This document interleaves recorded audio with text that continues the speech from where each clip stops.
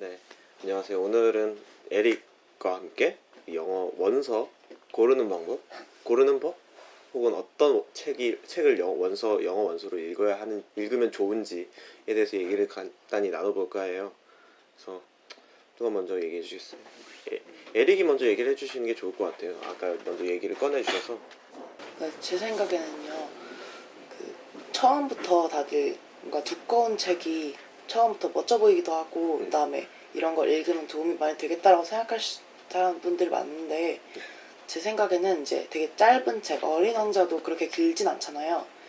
아니면 제가 방금 읽기를 끝냈던 콜 오브 와일드, 야성의 부름 같은 책들은 스토리 진전도 좋고, 그 다음에 무엇보다 재미도 있고, 단어도 그다지 어렵지 않고, 그런 책들이 있는데요. 네. 그런 책들은 읽기도 편하고 초반부터 재미를 붙일 수 있기에 저는 짧고 그다음 단어 쉽고 스토리 자체가 알려져 있고 진전도 쉬운 그런 책을 읽으면 좋을 것 같다고 생각합니다.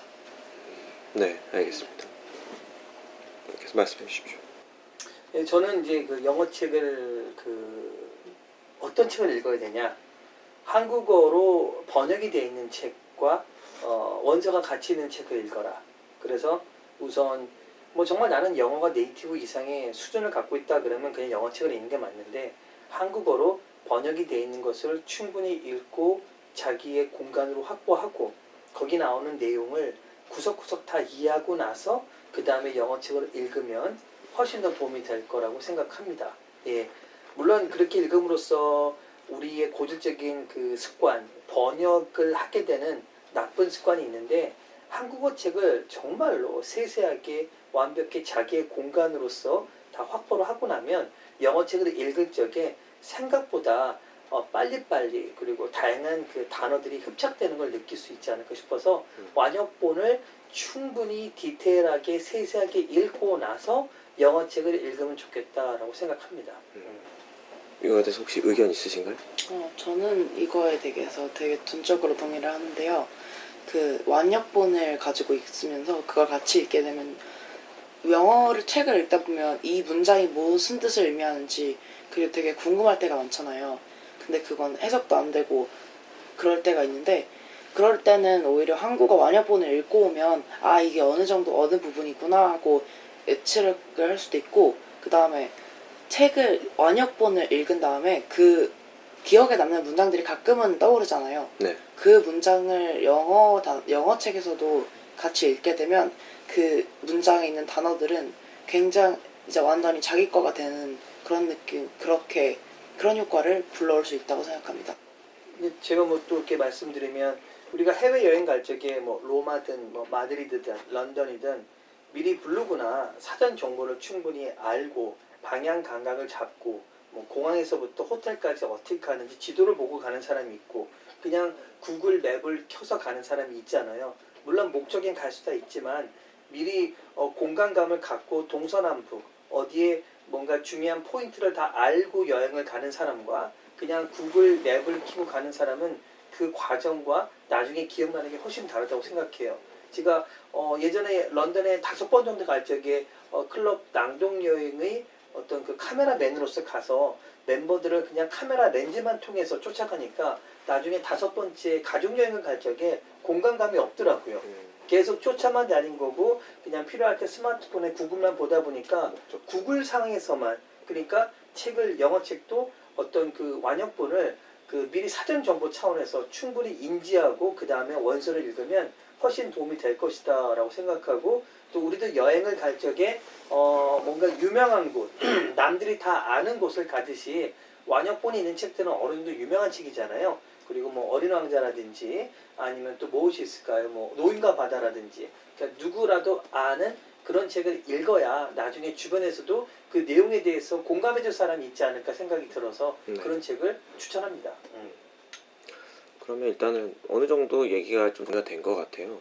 그러니까 말씀하셨듯이 완역본이 꼭 있는 책, 그 정도였던 유명한 책이죠. 좀 인정받은 여러 사람에게 그 작품성이라던가 어떤 문장의 완결성, 그것들을 인정받은 책과, 그리고 어떻게 보면 약간 맵이죠. 지도 같은 역할을 할 수 있는 완역본이 저희 그 영어 독서를 위해 도움을 줄 수 있다는 거죠. 저는 여기서 한번 좀 질문을 좀 드리고 싶은데, 그러니까 사실은 이제 아까 에릭께서 말씀하셨듯이 저도 약간 학창 시절에 영어 학교에서 학부모들께서 자녀들이 영어로 원서로 읽기를 되게 원하시더라고요. 근데 저는 조금 생각이 좀 달랐었거든요. 그래서 영어 원서를 읽어야 하는 이유가 무엇인지 각자 한 분씩 얘기를 한번 해주시겠어요? 우선 뭐 네. 영어 원서를 읽어야 하는 이유라고 하면 교과서라든지 영어를 접할 때 그 긴 호흡의 문장을 만나는 게 없잖아요. 교과서 해봐야 A4 용지 뭐 풀로 한 페이지나 뭐 반 페이지 정도 되지 않을까요? 긴 호흡에 그러니까 긴 호흡에 가장 정갈된 문장의 조합을 볼 수 있는 것은 영어 원서밖에 없다라고 생각을 하고요.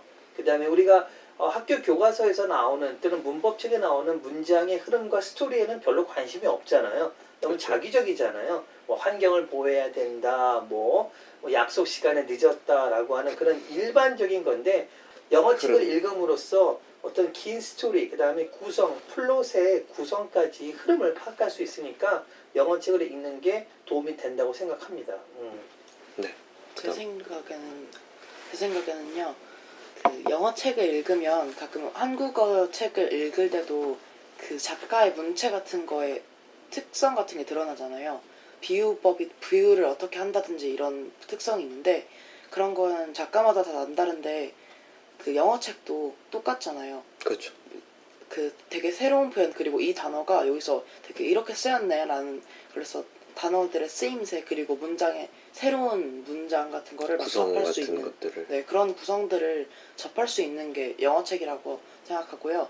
그리고 영어 교과서에 보면 대부분 다 비문학들이 많습니다. 그렇죠. 거의 소설들을 보기 어려운데요. 그에 반면에서 이제 우리 국어책은 그런 소설들이 많이 들어가 있습니다. 그래서 오히려 이제 사람들이 국어를 그렇게 어려워하진 않잖아요. 문법을 제외하면. 그래서 제 생각에도 영어 자체도 거기서 소설을 같이 읽게 되면 조금 더 이해하는 데 편해지고 여러 단어 접할 수 있고 새로운 문장 구조도 볼 수 있게 된다고 생각합니다. 또 에릭이 저번에 이어서 약간 이 학교 영어 교육에 대한 강한 그 비판 의식, 그 건전한 비판 의식이라고 저는 생각을 하거든요. 저도 많이 공감하기 때문에 그런 얘기가 나와서 저도 되게 반갑고 그렇게 생각되는데 어떻게 생각을 하세요? 그러니까 뭐 저도 중고등학교 때 영어 공부를 소홀히 하지 않은 사람으로서 그 지문을 느낄 때 밀착감이 떨어지는 거. 그러니까 결국 매뉴얼 같잖아요. 매뉴얼. 뭔가 바른 생활 어떤 그 글이라든지 예시들이, 매뉴얼. 예, 뭐 고작 해봐야 과학적인 그런 건데.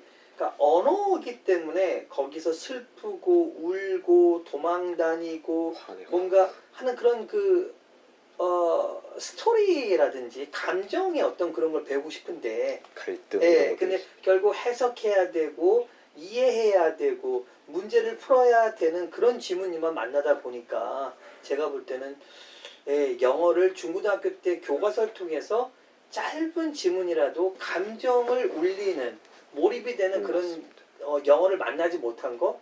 그래서 항상 영어는 그냥 뭐랄까 암호 해독병의 입장. 뭔가 저도 이 얘기하니까 갑자기 저도 생각나는 일화가 있는데 그 수능에 저도 언제 수능인지 정확하게 팩트가 기억이 나지는 않지만 어떤 수능에 국어 지문이 그 어머니와 이제 아들의 이야기가 나오는데 그게 너무 감동적이었던 나머지 시험을 풀다가 몇 명의 수험생들이 울었다라는 얘기를 기사로 본 적이 있어요. 근데 영어 외국어 지문을 보고서 그런 반응을 보였다는 얘기는 한 번도 들어본 적이 없잖아요. 저희가. 그렇죠. 물론 이제 물론 그게 외국어이기 때문에 해석의 문제가 있을 수 있겠지만 그게 뭐 모든 사람이 해석을 못하는 정도의 글은 아니기 때문에 일반적으로 감정을 느낄 수 있을 글이라면 감정을 느끼는 사람이 분명히 있을 텐데 그러한 사례가 한 번도 없다는 걸 봤을 때 그게 언어를 배우는 데 있어서 언어보다는 말씀하셨던 암호 해독병, 그런 느낌이 나지 않나 생각됩니다. 에릭은 또 하고 싶으신? 그리고 네. 그 책을 몇 개를 추천해주고 싶은데 프로페셔널이네. 제가 그 얼마 전에 방금 야성의 부름 코르브랄드라는 책을 읽기를 끝냈는데요. 네. 그 책이 그냥 여러 감정들 다 들어가 있고 그다음에 문체들이 되게 특이한 게 많아요. 그런 그 야성의 부름이랑 그리고 어린 왕자 보면 문체들이 되게 아름답잖아요. 그리고 어린 왕자 그리고 그 노인과 바다도 어린 왕자 비슷한 느낌 있잖아요. 대신 약간 더 슬프고 우울한 성인 거에 버전. 그 성인 버전으로 되게 성인 감성 버전으로 들어가 있는 네. 그런 책인데 그런 그 감성 버전이 있는 책들이 되게 좋을 것 같습니다. 감성 그래서. 버전 있는 책들 좋다.